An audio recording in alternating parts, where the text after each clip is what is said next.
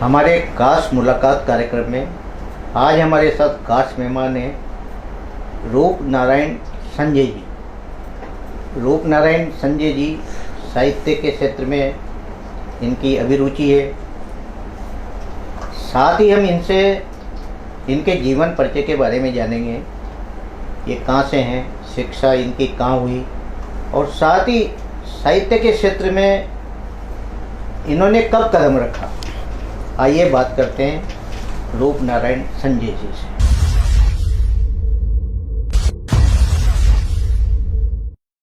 रूप नारायण जी, आपका हमारे स्टूडियो में बहुत बहुत स्वागत है। नमस्कार साहब, धन्यवाद, बहुत बहुत धन्यवाद आपको। रूप नारायण जी, आप अपने जीवन परिचय के बारे में बताएं। आप कहाँ से हैं, आपकी शिक्षा कहाँ से प्रारंभ हुई और कब से आपने ये साहित्य का क्षेत्र चुना। सर, ऐसे जो जन्मभूमि है जी, वह इटावा के पास एक सन्मानपुरा गांव है जी, वहीं पर जन्म हुआ। पालन पोषण शिक्षा जो 8वीं कक्षा तक का वहाँ पर विद्यालय है। बिल्कुल। एक गरीब परिवार में जन्म हुआ, लेकिन केवल धन से ही गरीब थे। विचारों से, व्यक्तित्व से, इनसे काफ़ी अच्छे हमारे जीवन से जो हमें प्रेरणाएं मिली। जैसे मंदिर की पूजा करते थे पिताजी, शास्त्रों का ज्ञान था दादाजी को, पिताजी को। तो सर, उस ज़माने में हमारे गांव में रामलीलाएं हुआ करती थी। तो उस रामलीला में जैसे पिताजी पहले राम बनते थे, उनके बाद जैसे जैसे हम बड़े हुए तो मैं राम का रोल करने लगा।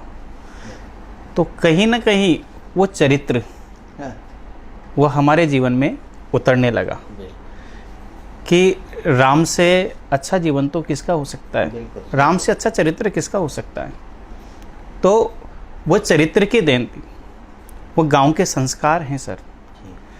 और धीरे धीरे धीरे जैसे ही वो व्यक्तित्व हमारा उभर करके सामने आया तो हमें समाज ने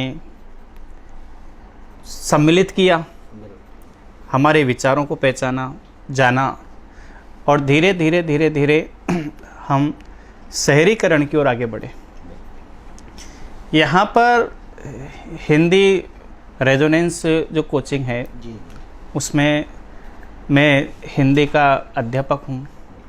जैसे पूरे भारत के वहाँ पर मुझे बच्चे मिले सर, और उन बच्चों को पढ़ा करके साहित्य में जितना मैं डूबा, मेरी जिज्ञासाएं जगी। पहले मैं औरों के साहित्य जैसे सूर्यकांत त्रिपाठी निराला, जयशंकर प्रसाद, जो पाठ्यक्रम में सम्मिलित साहित्यकार हैं, उनको इतनी रुचि के साथ पढ़ा था कि बच्चे कभी कभी यूँ बोलने लगते कि सर बहुत मज़ा आ रहा है। फिर मैंने सोचा कि जब साहित्यकारों की अपन रचनाएं पढ़ते हैं, पढ़ाते हैं, बच्चों को अच्छा लगता है, तो क्यों ना हम भी साहित्य में कहीं ना कहीं कुछ न कुछ लिखें। तो सर मैंने शुरुआत की छोटी छोटी, जैसे कभी कभी विचारों में 1 लाइन आ गई, 2 लाइन आ गई, 4 लाइन आ गई।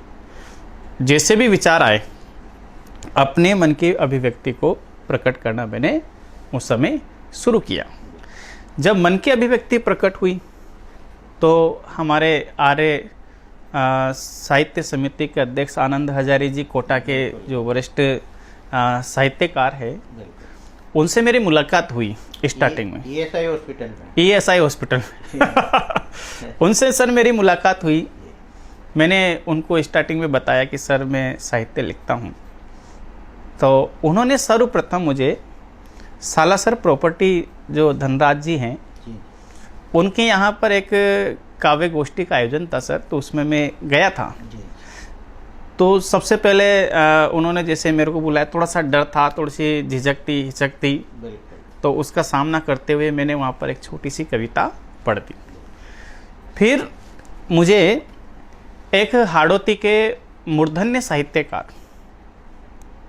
विष्णु जी विश्वास, बिल्कुल जो अंता की धरती के, बिल्कुल, बहुत बढ़िया। उनका सानिध्य मिला और उन्होंने मेरे कंधे पे हाथ रखा कि रूपनारायण चिंता मत कर यार, ऐसे सीखते हैं, हम भी ऐसे सीखे हैं। तो बालाखेड़ा में कोई कवि सम्मेलन था, तो सर सबसे पहला मंच मेरे को वहाँ पर मिला था और उन्होंने कविता कैसी थी ये तो मुझे पता नहीं, लेकिन मुझे 200 रुपये भी दिए थे कि सर पारितोषित के रूप में, या अपन पारितोषित मान लें, या साहित्य के प्रति आगे बढ़ने के लिए एक प्रलोभन मान लें। तो इस तरह से सर साहित्यिक गतिविधियाँ चलती रही, परिवार के संस्कार आगे बढ़ते रहे, रेजोनेंस के बच्चों का प्यार मुझे मिलता रहा और मैंने अभी बहुत सारी कविताएं और बहुत सारे मंच अभी किए हुए हैं और मेरा उद्देश्य है केवल साहित्यिक साधना और समाज का एक दर्पण बन के जो भी टॉपिक मुझे मिलता है तो उस पर कहीं ना कहीं कुछ न कुछ लिखने का मैं प्रयास करता हूँ। रूपनारायण जी, कोई कविता आपने बिल्कुल वो सुना है आप? सर अभी सामाजिक परिवेश को मैं देखता हूँ कि आज आप गांव चले जाओ, शहरी सभ्यता में गली मोहल्ले जहाँ पर भी अपन जाते हैं, वहाँ पर एक समस्या सर सबके पूरे समाज के सामने है, जो शायद अभी तक किसी ने उस पर प्रकाश डालने का शायद कोशिश की या न की, कि आज भी ग्रामीण अंचल में आपको प्रत्येक गांव में 15 से 20 बच्चे कमारे मिल जाएंगे। यही स्थिति है, जिनका कहीं पर संयोग बैठता नहीं है। उसके पीछे रीज़न क्या है? मैंने उसको ढूंढने का प्रयास किया कि आखिरकार रीज़न क्या है। तो सबसे पहला रीज़न जो मैंने सर पाया वो ये पाया कि बच्चों की शिक्षा में अभाव, कमी होने के कारण उनके शादी संबंध नहीं हो पाते। दूसरा कारण जो मुझे मिला वो मिला लिंगानुपात वाला। तो मैंने सोचा कि लिंगानुपात, जैसे राजस्थान का लिंगानुपात अभी देखे अपन 928, भारत का 919, तो कहीं ना कहीं उसी लिंगानुपात को देखते हुए मैंने समाज के सामने ये कविता मैं आपको सुनाता हूँ कि दो व्यक्ति, एक दूसरे गांव का है और एक दूसरे गांव का है, तो सर वो दोनों मिलते हैं, तो उनके बीच में बच्चों को लेकर के किस तरह की उनकी बातें होती है वो देखें आप। कि आओ पाहुणा जी छणी साक मल्लिया, आओ पाहुणा जी छणी साक मल्लिया और संबंधा की छणी सीख बातां कर लिया। आओ पाहुणा जी छणी साक मल्लिया। संस्कारां को बन जाव अगर जोग, संस्कारां को बन जाव अगर जोग, तो जाति समाज ने, तो जाति समाज में भी करा देंगे भोग। भाई संस्कारों को यदि योग बने चे तो कहीं ना कहीं अपन जाति समाज का लोगों ने भोजन करा देंगे। संस्कारों को बन जाओ अगर जोग, तो जाति समाज को भी करा देंगे भोग। पंडित जी सु गुणा को मलान कर लिया, अजी पंडित जी सु गुणा को मलान कर लिया।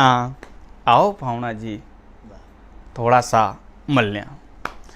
अब मल तो लिया हुआ, देखो आप कशा कशा मना एम तर्क देवा को प्रस्तुत करे छे। आज का जो लोगों की भावना छे कशा मलबो छे को किसी बात छे और वो अपना पीछे कहीं खबो छाव छे कि पावना अब मल तो लिया ही सही, पावना अब घर बारह की भी बातें कर लिया, पावना अब घर बारह की भी बातें कर लिया और बालका की शिक्षा पर भी थोड़ा सो ध्यान धर लिया, बालका की शिक्षा पर भी थोड़ा सो ध्यान धर लिया। अरे अतनाम अजी अतनाम छोरी हाड़ो बोलियो, अजी अतनाम छोरी हाड़ो बोलियो और ओको मन डोलियो कि इकलौती बेटी छे मारी, इकलौती बेटी छे मारी फड़बा में छे होशियार। बीए एमए की डिग्री सु शिक्षा करी छे पार। देखो एक पिता की किस तरह से अपने बच्ची को लेकर के उसके अंदर जागरूकताएं होती है कि इकलौती बेटी च मारी पढ़बा मच होशियार, BA MA की डिग्री सु उन शिक्षा करी च पार, अतना में छोरा हाड़ो डोलियो, कमो कहीं कूँ अतना में छोरा हाड़ो डोलियो और फेर जार बोलियो, फेर जार बोलियो कबियाई जी माँ को छोरा कभी, माँ का छोरा कभी बीगा भरिया की च ज्याग, ज्याग समझ गया साहब आप? कि माँ का छोरा कभी बीगा भरिया की च ज्याग, और घर का पाछे, और घर का पाछे बाड़िया में कर मलीच स्याग, बाकी खेता में नरा को लागे छ पानी, बागी खेता में नरा को लागे छ पानी, और घर में कमी कोई ना, घर में कमी को ना, बनी रहोगी बहु रानी, रानी बन रहेगी, कोई बात को न चिंता। हाँ अजी मारो छोरो कम पढ़ियो, अजी मारो छोरो कम पढ़ियो फिर भी ठाड़ छ, मारो छोरो कम पढ़ियो फिर भी ठाड़ छ, जल्दी करो फावणा हाँ, जल्दी करो फावणा हाँ, इम खाई की नाट छ, इम खाई की नाट छ। तो देखो साहब, हाँ तो वह तो सही च फावणा, वह तो सही च फावणा। देखो जब भी कोई संबंधों की बातें होती है तो उसमें सर कहीं ना कहीं तर्क वितर्क से होते हैं, शर्तें रखी जाती है, लेकिन शर्तें उधर से रखी जाती है जिधर का पक्ष मजबूत होता है।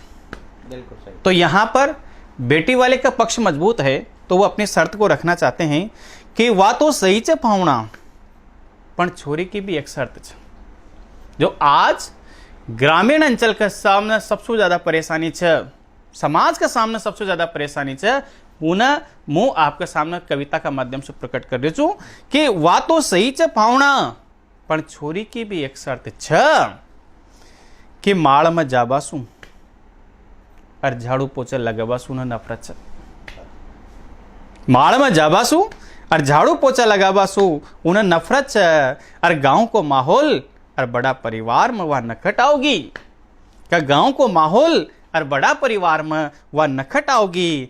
अरे छोरी पढ़ी लिखी छ, ये लिए रोटियां भी सासू ही बनाओगी, ये लिए रोटियां भी सासू ही बनाओगी, फिर वह तो 10 बजे उठकर मेकअप में लग जाओगी और दिन भर कूलर में बैठर फिर हड़ासू बतलाओगी। ये बच्ची के संस्कार हैं या कुसंस्कार हैं? ऐसी भावनाओं को यहां पर उकेरने का मैं प्रयास करता हूं सर आपके सामने कि दिन भर कूलर में बैठकर फिर हड़ासू बतलाओगी, और फिर उसके बावजूद भी जब बच्चे की कमियां हो तो फिर भी वह कछा अपनी बात में रख छ। देखो आप, अजी छोरिया मलरी कहाँ छ, अजी छोरिया मलरी कहाँ छ, ये समझो ये तो आप छ ना, तो अच्छी ने भी नहीं दे रहे मुँह आपको बताएं, ये समझो ये तो आप छ, छोरिया मलरी कहाँ छ, या तो ब्याई बनकर पली पली बात साफ छ, या तो ब्याई बनबा का फली बात साफ साफ छ, काई करतो फावणो लड़काड़ो काई करतो समय काई करतो फावणो मन महसूस कर रहे हो, काई करतो संदेश देखो आप कविता को कि काई करतो फावणो मन महसूस कर रहे हो। अरे लिंगा अनुपात की सोचर गोडा में मां तो समट गयो, सोचबा लाग्यो, सोचबा लाग्यो का कस्या संभळेगा घर बार, और कस्या करेगा छोरा छोरी जीवन न पार, बहुत बढ़िया, कस्या संभळेगा घर बार और कस्या करेगा छोरा छोरी जीवन न पार। अजी काई यही पढ़ाई की नई सोच पर खेद छ, काई यही पढ़ाई की नई सोच पर खेद छ, अतना में बोले सारा मतलब क न फावणा यो खेद को न क न फावणा यो तो लिंगानुपात को भेद छ। न फावणा यो तो लिंगानुपात को भेद छ। तो असी असी सर समाज न जो कविता वहाँ को उद्देश्य न पूरी करच उसु संबंधित मन असी कविताएं लिखवा को मांडवा को प्रयास कर्यो छ। रूपनारायण जी आपने हिंदी साहित्य में भी कुछ लिखा? सर हिंदी साहित्य में भी छोटे छोटे छंद मैं अक्सर लिखा करता हूँ और काफ़ी लिखे हैं और कई मंचों पर मैंने बताने का उनको पढ़ने का प्रयास किया है। जैसे एक छंद आपके सामने मैं निवेदित करता हूँ कि धीरे धीरे आज वक्त बदल रहा है, कि धीरे धीरे आज वक्त बदल रहा है, हर व्यक्ति मोबाइल में ढल रहा है। हो जाए ना भले ही वह कितनों से दूर, हो जाए ना भले ही वह कितनों से दूर, लेकिन वह रिश्ते मोबाइल को ही समझ रहा है। धीरे धीरे वक्त बदल रहा है। अब पिता संग बैठना उसे कहाँ भाता है, अब पिता संग बैठना उसे कहाँ भाता है, अरे अब माँ के संग बातें करना उसे कहाँ आता है। अब भाई बहन के बीच लड़ना झगड़ना वह कहाँ चाहता है। अब तो वह केवल मोबाइल की ही भाषा समझता है, क्योंकि धीरे धीरे वक्त बदल रहा है। ऐसी छोटी छोटी कविताएं मैंने लिखी है। तो इसी साहित्यिक दौर को सर मैं आगे बढ़ाता रहूँगा और समाज का दर्पण बनकर ही एक संकल्प है, साधना है कि कहीं ना कहीं समाज के सामने अपन काम। आपने माइड भाषा में भी लिखा? बिल्कुल। और ऐसा आपने कुछ पांडुलिपि तैयार कर रखी है ताकि वह साहित्य प्रकाशन में? सर अभी पांडुलिपि बहुत सारी कविताएं हैं जिनका मैंने संग्रह कर रखा है। अब उसका प्रकाशन की मैं जल्द से जल्द उसके प्रकाशन को आगे बढ़ाऊंगा, कहीं न कहीं प्रकाशित करके समाज के सामने उसको लाने का प्रयास कर रहा हूँ। रूपनारायण जी आपने जो समाज के लिए बिल्कुल साहित्य के रूप में क्या परोसा? समाज के लिए सर मैंने जिस भी परिवेश को मैं देखता हूँ, जैसे सभी हाड़ौती के बहुत सारे जितने भी साहित्यकार हैं, वरिष्ठ जो मेरे गुरु हैं जिनसे मैंने चलना सीखा है, उनकी उंगली पकड़ी है, तो मैं प्रयास करता हूँ कि रोज़ ही जो भी मैं समाज में घटित घटनाओं को देखता हूँ, हलचल को देखता हूँ, उस पर व्हाट्सएप के माध्यम से, फेसबुक के माध्यम से 2 लाइन रूप की चुटकी के नाम से देने का प्रयास करता हूँ कि ताकि उसको समाज समझे। और उस पर काफ़ी अच्छी प्रतिक्रियाएं मेरे को मिलती है, चाहे व्हाट्सएप हो, फेसबुक हो। तो मैं उस रूप की चुटकी के माध्यम से 2 लाइन तो कम से कम लिखता ही हूँ। ये मेरा प्रयास है। रूपनारायण जी जो अपने हाड़ौती में साहित्यकारों का एक समूह है, यानी वरिष्ठ साहित्यकार है, किन किन साहित्यकारों पर आपका प्रभाव रहा? सर जैसे हाड़ौती में अपन कहें मुरलीधर जी गौड़ साहब, मुकुटमणि राज जी, इधर से दुर्गादान सिंह जी और विष्णु जी विश्वास, बाबू बंजारा जी, और ऐसे कई साहित्यकार हैं जो मेरे अग्रज हैं, जो मैं उनकी कविताओं को पढ़ता हूँ, समझता हूँ, सुनता हूँ और उन्हीं पर कुछ कि और समाज को अपन क्या दें लिखने का सर प्रयास करता हूँ। रूपनारायण जी जाते जाते एक कविता और आप हमारे दर्शकों को सुनाएं। बिल्कुल बिल्कुल बिल्कुल। तो हाड़ौती में हाड़ौती आपका ताई जैसे राजस्थान को दर्शन आप करा चाह, भगवान को दर्शन आप करा चाह, तो मैं साहब आपने हाड़ौती में दर्शन करावो चाहूँ छूँ कि अपनी हाड़ौती कहीं है। तो साहब देखो, आप यहाँ को भूगोल, यहाँ को इतिहास, यहाँ के लोग, यहाँ की संस्कृति देखो साहब आप कि जे बोलो राजस्थान की, जे बोलो हाड़ौती मान की। क्यों बोलो साहब जे कहीं चाहिए हाड़ौती कैंची को मान, कैंची को सम्मान। तो सबसे पहले इतिहास पर ले जा पूछाऊँ।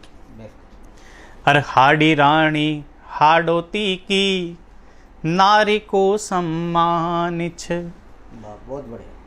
कि हाड़ी रानी हाड़ोती की, नारी को सम्मान छ। अरे शीश काट जन थाड़ सजायो, शीश काट जन थाड़ सजायो, वा मर्दानी नार की, जे बोलो राजस्थान की, जे बोलो हाड़ोती मान की। यहाँ की साहब अपन भूगोल ने उठार देखा कि राजस्थान में हाड़ोती को भूगोल कुछ अलग ही कथा खच कि चंबल परबन पार्वती भी, गंगा जी की धार छ। माना तो कि चंबल परबन पार्वती भी, गंगा जी की धार छ। हर खेता की या प्यास बुझाव, खेता की या प्यास बुझाव, अस्या इका वरदान की, जे बोलो राजस्थान की, जे बोलो हाड़ोती मान की। यहाँ को आप देखो, पहराव देखो साहब। बिल्कुल। अरे फरावा में पाछे कौन, हाड़ोती की नार भी, कि फरावा में पाछे कौन, हाड़ोती की नार भी। अरे गोटादार लुघड़ो पण, गोटादार लुघड़ो पण गिरदार मिदार की, जे बोलो राजस्थान की, जे बोलो हाड़ोती मान की। पुरुषों को पहनावा देखो आप कि धोती कुर्ता अरस्याफान, मर्दा को मान बढ़ायो। देखो आप पहनाव देखो आप, सबसे अच्छो पहनाव अपना जो हाड़ोती को च कि धोती कुर्ता अरस्याफान, मर्दा को मान बढ़ायो। अरे बड़ खाती मुँह छान देखो, बड़ खाती मुँह छान देखो, जग में नाम कमायो, जे बोलो राजस्थान की, जे बोलो हाड़ोती मान की। तो यो मने एक हाड़ोती दर्शन मांडवा को प्रयास करे छे साहब। रूपनारायण जी, आपने बहुत बड़े हाड़ोती दर्शन को गीत सुनायो। बिल्कुल। ये थे हमारे साथ साहित्यकार रूपनारायण जी संजय। इन्होंने साहित्य जीवन दर्शन के बारे में बताया, कब से इन्होंने साहित्य का शुभारंभ किया और किन किन साहित्यकारों का इनके जीवन में प्रभाव पड़ा, और साथ ही समाज की विकृतियों को इन्होंने परोसने का काम किया है। आज ये हमारे स्टूडियो में पधारे, आपका बहुत बहुत धन्यवाद साहब, बहुत बहुत धन्यवाद।